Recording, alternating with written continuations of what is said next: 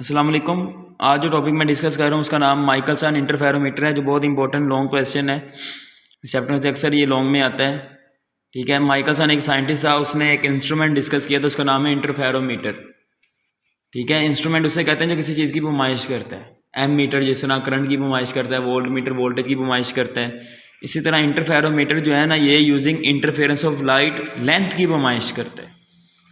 तो आपने पहले ये मेन हेडिंग दे के फर्स्ट पैराग्राफ पहले लिखना है, फिर एक्सप्लेनेशन शुरू करनी है। कह रहा है कि Michelson interferometer as instrument that can be use to measure distance with extremely high precision, यानी बहुत ज़्यादा एक्यूरेसी के साथ, यानी कि प्रिसीजन से मुराद ये बहुत दुरुस्त वैल्यू ये मेजर कर सकता है। इशारे के बाद काफ़ी ज़्यादा डिजिट्स तक इन्फॉर्मेशन ये दे सकता है हमें माइकलसन इंटरफेरोमीटर। यानी आप कह सकते इसका लीस्ट काउंट बहुत कम होता है। और एक साइंटिस्ट है एल्बर्ट ए माइकलसन, उसने ये डिस्कस किया था 1881 में using the idea of interference of light. सिर्फ यहाँ तक आपने लिखना है। और ये एमसीक्यू आते हैं, इंटरफेरोमीटर में हम क्या यूज़ करते हैं, इंटरफेरेंस, ये क्या मेजर करता है, डिस्टेंस।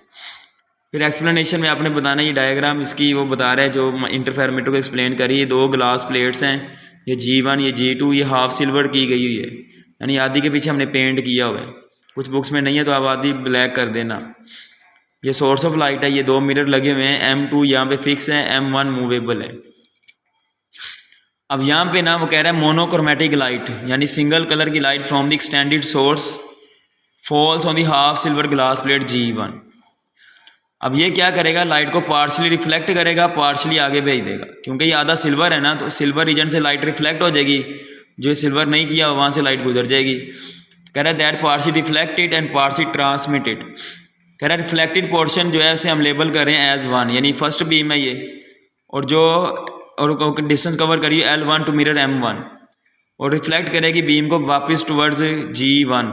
ठीक है, कह रहा है half silver plate G1 partially transmit this portion that finally arrives human आई।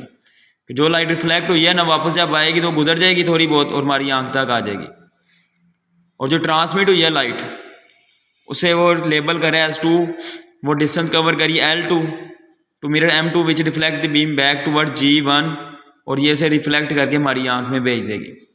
समझ आई? दोबारा मैं बता रहा हूँ, ये लाइट आ रही है, ये हाफ सिल्वर प्लेट है ना, तो ये लाइट को आधी रिफ्लेक्ट करेगी, आधी आगे ट्रांसमिट करेगी। पहले वो रिफ्लेक्टेड लाइट के बारे में बता रहे हैं कि रिफ्लेक्टेड लाइट जाके मिरर M1 से टकरा के जब वापस आएगी ना, तो वो हमारी आंख पे पहुँच जाएगी, और जो आगे पहुँची है लाइट वो भी टकरा के जब रिफ्लेक्ट होकर वापस आएगी, तो वो इधर से टकरा के रिफ्लेक्ट होकर हमारी आंख में आएगी। ये वाली लाइट ट्रांसमिट होकर हमारी आंख में पहुँचेगी, और ये वाली लाइट रिफ्लेक्ट होकर हमारी आंख में पहुँचेगी। कह रहा है यहाँ पे जो G2 है, ये वाली प्लेट, इसे ये जो है ना यहाँ पे cut from the same piece as G1 introduce in the past 2 as compensator plate. Compensate यानी कमी को पूरा करने वाला ये ग्लास प्लेट G2 का मकसद रहता है पाथ डिफरेंस को ज़ीरो करना, यानी अगर L1 L2 के बराबर नहीं है, L2 L1 से भरा है, इन दोनों को इक्वल करने के लिए हम दरमियान में ग्लास प्लेट G2 को इंसर्ट करते हैं। ये ऑप्शनल है, कई बुक्स में ये नहीं भी बनी होती। Correct, 2 beams having different path are coherent, और यहाँ पे एक खास पॉइंट पे जो पाथ है ना वो हमारे पास कांस्टेंट होगा, यानी अगर L1 L2 की वैल्यू डिफरेंट हो सकती है, लेकिन इनका डिफरेंस कांस्टेंट होता है एक पर्टिकुलर पोजीशन ऑफ M1 और M2 के लिए। कह रहा है they produce interference effect when they arrive observer eye. इन दोनों से टकरा के जब लाइट हमारी आँख में पहुँचेगी तो इंटरफेरेंस करेंगे और ऑब्जर्वर को नजर आएंगी, फिर interference fringes as series of parallel lines. ठीक है, फिर आपने प्रैक्टिकल इंटरफेरोमीटर हेडिंग देनी है। कह रहे हैं इन प्रैक्टिकल इंटरफेरोमीटर मिरर M1 जो है ना, इसको हम मूव करवाते हैं, M2 फिक्स होता है, और इसके हम मूव करवाते हैं उन दो पॉइंट्स के दरमियान जिनके दरमियान हमने डिस्टेंस मेजर करनी होती है, perpendicular to the surface by means of precision screw. कह रहे हैं as length L1 is change the pattern of interference fringes क्या होता है, शिफ्ट होता है, क्योंकि हम जब L1 को मूव करवाएंगे तो पाथ डिफरेंस चेंज होना शुरू हो जाएगा, और जहाँ पे path difference constructive interference condition को सेटिस्फाई करेगा वहाँ पे ब्राइट फ्रिंज बनेगी, जहाँ पे डिस्ट्रक्टिव इंटरफेरेंस कंडीशन को पाथ डिफरेंस सेटिस्फाई करेगा वहाँ पे डार्क फ्रिंज बनेगी। कह रहा है as length L1 is shifted the pattern of interference fringes observe to shift. कह रहा है if M1 is displaced through distance λ/2, तो पाथ डिफरेंस जो है ना इसका डबल आएगा, यानी लैम्डा। देखो मैं दीवार 1 मीटर आगे कर देता हूँ, तो लाइट जाते हुए भी 1 मीटर ज़्यादा फासला तय करेगी, वापस आते हुए भी 1 मीटर ज़्यादा फासला तय करेगी, तो कितना हो गया फासला ज़्यादा तय करना पड़ा, 2 मीटर। तो इसे यही बात वो कह रहा है, यहाँ पे फिर मिरर M1 को हम डिस्टेंस कवर करवाते हैं λ/2, तो पाथ डिफरेंस लैम्डा का आता है, यानी कि λ/2 मिरर M1 को मूव करवाने पे एक ब्राइट फ्रिंज का इजाफा होगा, क्योंकि एक λ/2 डिस्टेंस को कवर करवाने पे लैम्डा का पार्ट डिफरेंस आएगा और वो किसकी कंडीशन सेटिस्फाई करेगा, कंस्ट्रक्टिव इंटरफेरेंस की। ठीक है, कह रहा है 10 fringes seen shifted forward across the line of reference cross wire in the eyepiece of the telescope use to view the fringes के हम जो λ/2 डिस्टेंस मिरर M1 की बढ़ाते जाएंगे एक एक ब्राइट फ्रिंज का इजाफा होता जाएगा।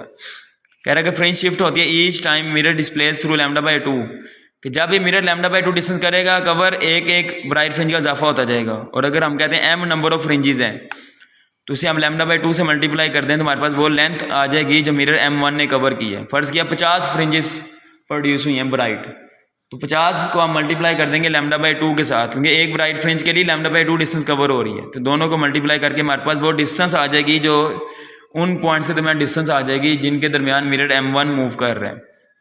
ठीक है, कह रहा है very precise length major can be made with interferometer. कह रहा है अगर हम λ/4 डिस्टेंस कवर करवाते हैं ना फिर हमें ब्राइट और डार्क फ्रिंज दोनों नजर आएंगी, क्योंकि अगर आप λ/4 डिस्टेंस कवर करवाओगे तो पार्ट डिफरेंस का डबल आएगा। λ/4 का डबल क्या था, λ/2, तो कौन सी इंटरफेरेंस होगी, डिस्ट्रक्टिव। लेकिन उससे अगले λ/4 डिस्टेंस के लिए फिर क्या हो जाएगा, पार्ट डिफरेंस टोटल लैम्डा, फिर कौन सी इंटरफेरेंस होगी, कंस्ट्रक्टिव। यानी अगर आप सिर्फ ब्राइट फ्रिंजेस देखना चाहते हो तो आपने मिरर M1 को λ/2 डिस्टेंस के साथ मूव करवाना है। लेकिन अगर आप ब्राइट और डार्क दोनों देखना चाहते हो फिर आपने λ/4 का स्टेप काउंट रखते हुए मिरर M1 को मूव करवाना है। ठीक है, और कह रहा है अगर हमारे पास लाइट की वेवलेंथ 400 नैनोमीटर हो तो इसका जो लीस्ट काउंट होगा यानी उसकी जो प्रिसीजन होगी वो किसके बराबर होगी, 400/4 यानी 100 नैनोमीटर। क्योंकि कम से कम जो लेंथ हम मेजर कर सकते हैं λ/4 है ना, तो लैम्डा की जगह 400 पुट करो, 4 से कट जाएगा 100 नैनोमीटर। ये MCQs भी आ सकता है। ठीक है, एंड वे बता रहे हैं माइकलसन ने लेंथ मेजर की थी standard in metre of the wavelength of radium red cadmium light, और उसने बताया था 1 मीटर के अंदर 1653163.5 वेवलेंथ होती हैं लाइट की। ठीक है, तो माइकलसन इंटरफेरोमीटर बहुत इंपॉर्टेंट टॉपिक है। पहले इसका इंट्रोडक्शन देना है, फिर एक्सप्लेनेशन में डायग्राम बना के आपने बताना है कि यहाँ पे लाइट आती है, पार्शियली रिफ्लेक्ट होती है, पार्शियली ट्रांसमिट होती है। रिफ्लेक्टेड लाइट मिरर M1 से रिफ्लेक्ट होकर आती है और हमारी आंख तक पहुँचती है। जो ट्रांसमिट हो रही है मिरर M2 से रिफ्लेक्ट होकर आती है और ग्लास प्लेट G1 से रिफ्लेक्ट होकर हमारी आंख तक पहुँचती है। और G2 यहाँ पे कंपनसेटर प्लेट है जिसे हम पाथ को इक्वलाइज करने के लिए यूज़ कर सकते हैं और ये ऑप्शनल होती है। ठीक है, फिर वो बता रहा है कि प्रैक्टिकल इंटरफेरोमीटर हम मिरर M1 को मूव करवाते हैं और एक λ/2 डिस्टेंस कवर करने पे पाथ डिफरेंस का डबल आता है लैम्डा और एक ब्राइट फ्रिंज का इजाफा होता है। और अब नंबर ऑफ फ्रिंजेस को काउंट करके अगर λ/2 से मल्टीप्लाई कर दे तो हमारे पास वो लेंथ आ जाएगी जो मिरर M1 कवर कर रहा है, और ये बड़ी इंपॉर्टेंट इक्वेशन है। ठीक है, फिर वो बता रहे हैं कि मिनिमम जो हम लेंथ मेजर कर सकते हैं वो λ/4 है, यानी इसका प्रिसीजन λ/4 के इक्वल है। अगर हम 400 नैनोमीटर लाइट की वेवलेंथ रखते हैं तो प्रिसीजन 100 नैनोमीटर आती है। ठीक है, तो आपने बस ये डायग्राम बनानी और ये अब डायग्राम बना देना, बस ब्राइट पेन से लाइंस ड्रा कर देना स्पेसिंग के साथ गुलाई के अंदर। ठीक है, तो आज के लिए इतना ही है, कोई प्रॉब्लम हो तो आप पूछना। अल्लाह हाफिज़।